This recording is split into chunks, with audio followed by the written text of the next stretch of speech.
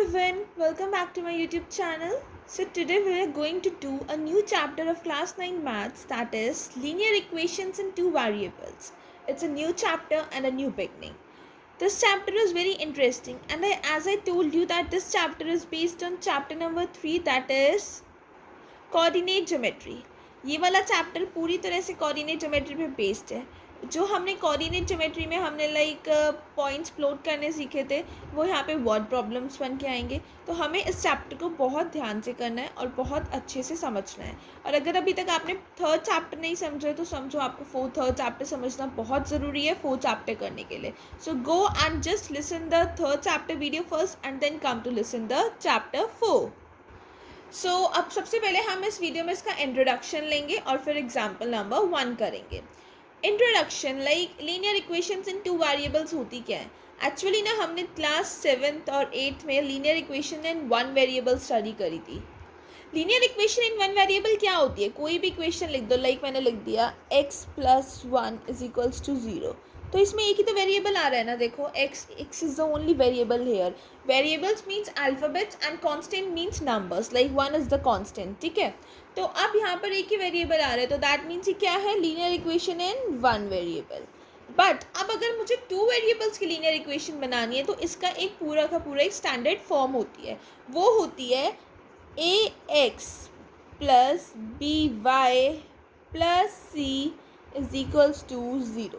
जब हम इसके आगे 0 पुट कर देते हैं तभी तो ये एक इक्वेशन बनेगी ना. इसको किसी चीज़ के इक्वल पुट करेंगे तभी एक नंबर एक इक्वेशन बनता है. अगर मैं सिर्फ ax + by + c लिख दूँ that means it's an equation. अगर मैं इसको किसी नंबर के इक्वल पुट करती हूँ that means it is an equation.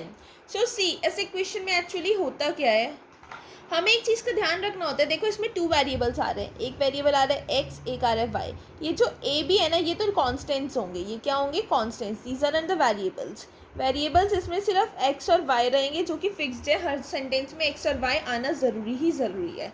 सबसे पहले मतलब x के साथ एक नंबर लो, आप कांस्टेंट ले लो 2x, मतलब उसका कोएफिशिएंट. जो भी x का कोएफिशिएंट होगा या y का कोएफिशिएंट होगा वो ही हमारा इसका वो ही इसकी स्टैंडर्ड फॉर्म होगी. इसके साथ इसका वही कोएफिशिएंट होना बहुत ज़रूरी है. x के साथ भी और y के साथ भी एक कोएफिशिएंट नेसेसरी है. तो अब हमने ले लिया 2x + 4y और c मीन्स एक कांस्टेंट. अगर हम ले लेते हैं सिर्फ 3 = 0, हमने इसको पुट कर दिया 0 के इक्वल और ये हमारी इक्वेशन बन गई लीनियर इक्वेशन इन टू वेरिएबल. इसमें टू वेरिएबल आ रहे हैं x और y और इसके साथ एक कोएफिशिएंट आ रहा है और फिर एक कांस्टेंट टर्म जिसको हमने 0 के इक्वल पुट करा है.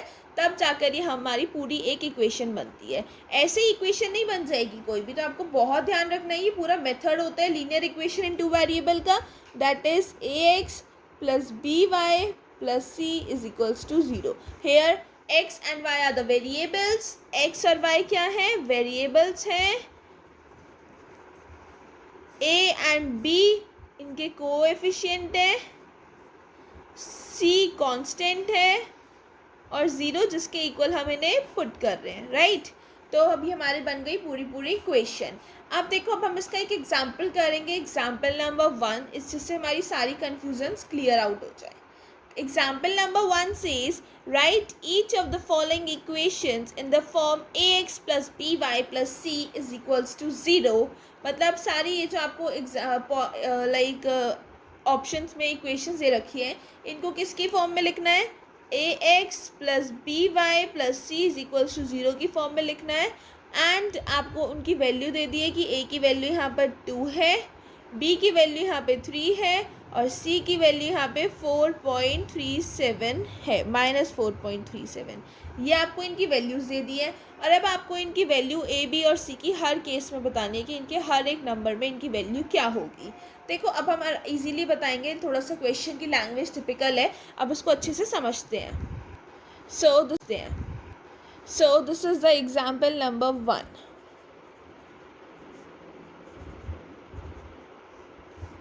और इसका ए पार्ट है जैसे हमारा 2x + 3y = 4.37. इसको एक स्टैंडर्ड फॉर्म में लिखना है. अच्छा, एक बात आप हमेशा ध्यान रखोगे कि हमें स्टैंडर्ड फॉर्म हमेशा यही रहेगी हमारी, that is ax + by + c = 0. अब हमें इसको इस स्टैंडर्ड फॉर्म में लिखना है। कैसी फॉर्म में लिखना है? इस स्टैंडर्ड फॉर्म में लिखना है। कैसे लिखेंगे इसको इस स्टैंडर्ड फॉर्म में? सबसे पहली बात ध्यान रखो, मतलब ये फॉर्म ऐसी ही होनी चाहिए। सबसे पहले एक एक्स के साथ एक कोएफिशिएंट ए आना चाहिए। ये रहा 2x, मिल गया 2x। फिर b के साथ y, मतलब y ये रहा, उसका कोएफिशिएंट b, ये रहा 3y। अब आना चाहिए कांस्टेंट टर्म जो हमारे पास नहीं है, और यहाँ आना चाहिए 0। ओ, तो अब अगर मैं ये कांस्टेंट टर्म, मुझे लग रहा है ये 4.37 एक कांस्टेंट है क्योंकि इसके साथ कोई वेरिएबल नहीं है। ये यहाँ पर किस साइन में है? प्लस के साइन में। मैं इसको दूसरी साइड तो ले जा सकती हूँ ना, ऑब्वियसली ले जा सकती हूँ। जब मैं इसको दूसरी साइड से इस साइड लाऊंगी तो क्या हो जाएगा? ये -4, और एक्चुअली इट वॉज ऑलरेडी -4।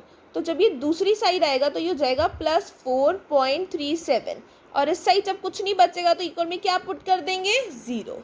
तो बन गई ना हमारी इक्वेशन। ये वापस से ये हमारी इक्वेशन बन गई, like linear equation in 2 variable, और हमने इसका ये स्टैंडर्ड फॉर्म लिख दिया।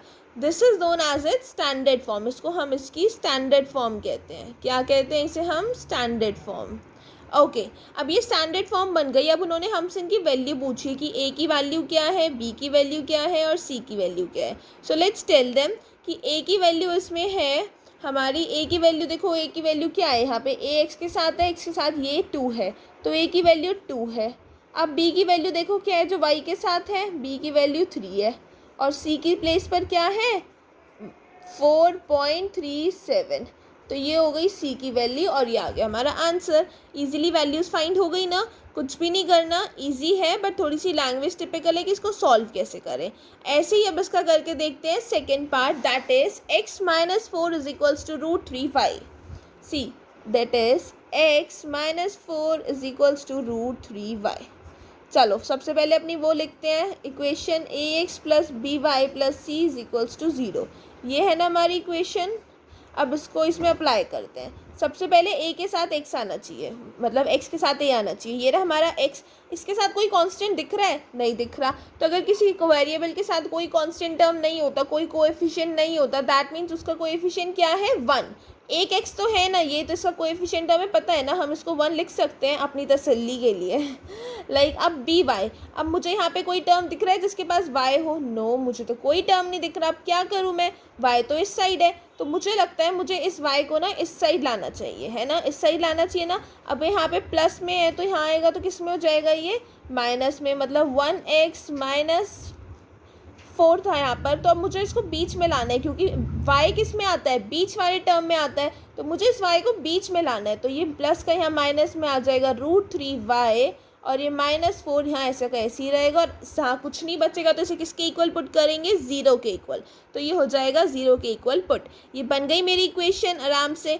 अब ये इसकी स्टैंडर्ड फॉर्म आ गई। अब इसके नीचे फिर लिखते हैं ax + by, ax + by + c is equals to 0।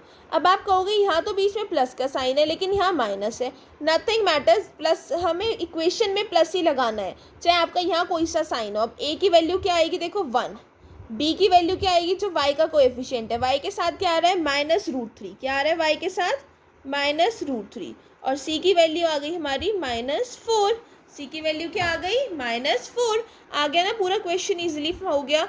आराम से हमने इनकी वैल्यूज़ भी निकाल ली, फाइंड भी कर लिया, और पूरा हमारा एग्जाम्पल हो भी गया। अब देखते हैं एग्जाम्पल का C part, that is 4 is equals to 5x - 3y। एक स्टैंडर्ड फॉर्म ना हमेशा इस इक्वेशन के बिना इनकम्प्लीट है। अगर मुझे एक स्टैंडर्ड फॉर्म बनानी है तो मुझे इस इक्वेशन को मतलब पूरा कंप्लीट करना ही होगा। अगर उसमें कोई टर्म गिवन नहीं है तो उसको कैसे भी करके मैं पुट करूँ, कुछ करूँ, मुझे ये एक स्टैंडर्ड फॉर्म कंप्लीट करनी ही करनी है। Let's see the C part, that is 4 is equals to 5x - 3y। 4 is equals to 5x - 3y। मतलब अब यहाँ पर लाइक दूसरी साइड इक्वल का साइन है, नो इशू। सबसे पहले देखते हैं हमारी इक्वेशन क्या है, ax + by + c is equals to 0।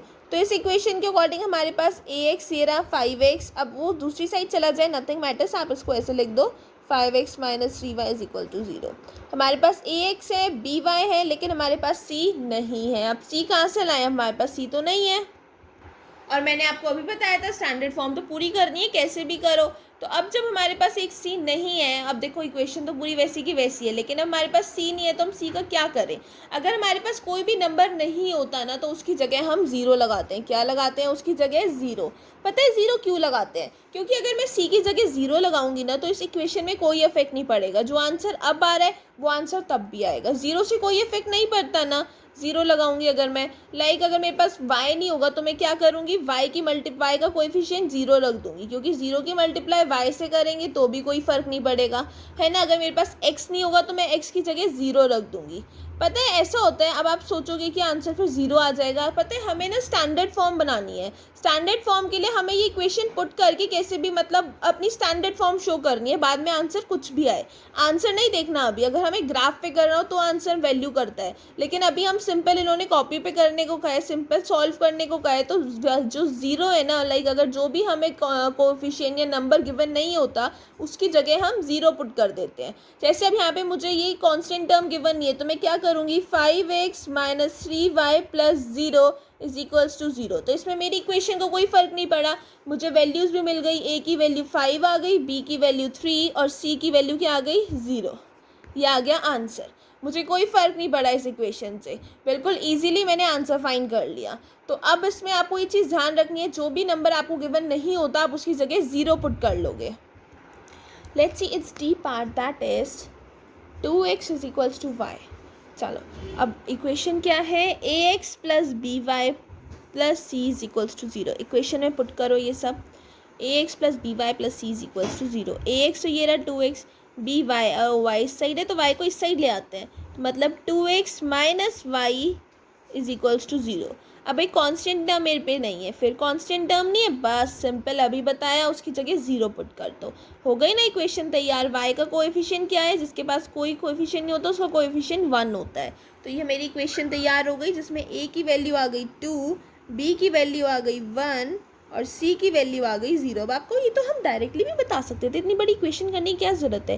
ये पूरे स्टैंडर्ड फॉर्म लिख के ही ऐसे होता है, ऐसे नहीं आप कैसे भी बता दो, पूरी स्टैंडर्ड फॉर्म लिखनी पड़ती है और फिर ही इसके आंसर्स निकलते हैं। तो इस चीज़ का आपको ध्यान रखना है। ओके, ये हमारा आंसर आ गया, एग्जाम्पल 1 कंप्लीट हो गया। तो आपको इसका कंसेप्ट चैप्टर 4 का और ईजिली आपको एग्जाम्पल 1 समझ में आ गया हो तो वीडियो को लाइक, शेयर और कमेंट करना मत भूलना। और अगर वीडियो हेल्पफुल लगे तो चैनल को सब्सक्राइब भी करना। Thank you. See you soon in the next video. That's all for today.